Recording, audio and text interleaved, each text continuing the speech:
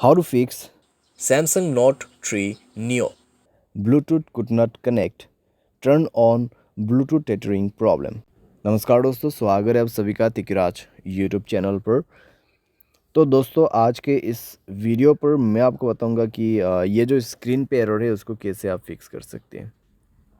तो बेसिकली दोस्तों, यहाँ पे प्रॉब्लम क्या हुआ है मैं आपको वो बता देता हूँ।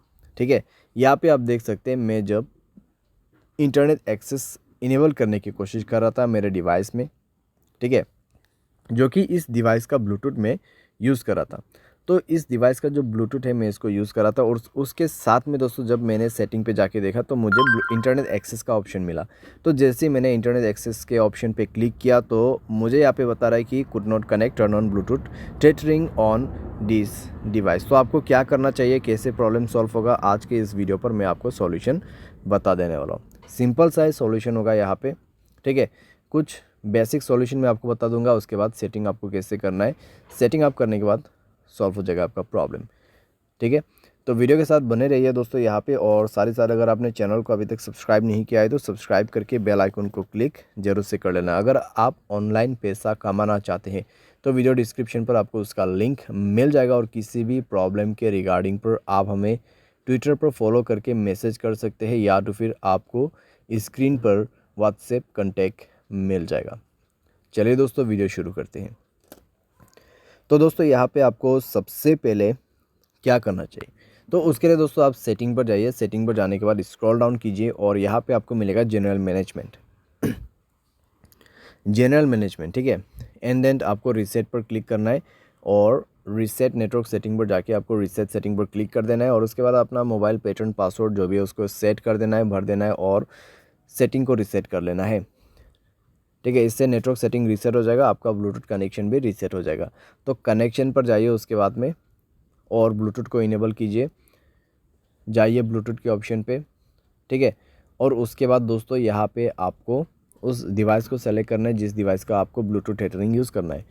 तो यहाँ पे सेटिंग पर क्लिक करें और इस बटन को इनेबल करने की कोशिश करें। लेकिन दोस्तों आपको अभी भी प्रॉब्लम आएगा, ठीक है, आपको अभी भी प्रॉब्लम आएगा, क्योंकि दोस्तों यहाँ पे इंटरनेट एक्सेस उस डिवाइस में इनेबल्ड नहीं है, ठीक है।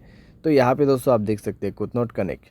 तो यहाँ पे जो आपको रेडमी का जो फ़ोन दिखाई दे रहा है, ठीक है, जो फ़ोन मॉडल आपको दिखाई दे रहा है स्क्रीन पे, तो उस मोबाइल पे ब्लूटूथ टेथरिंग इनेबल होना चाहिए, ठीक है। तो जो भी मोबाइल से आपको ब्लूटूथ टेथरिंग यूज़ करना है उसके डिवाइस में जाइए, ठीक है। आपको आपके मोबाइल पे नहीं जाना है।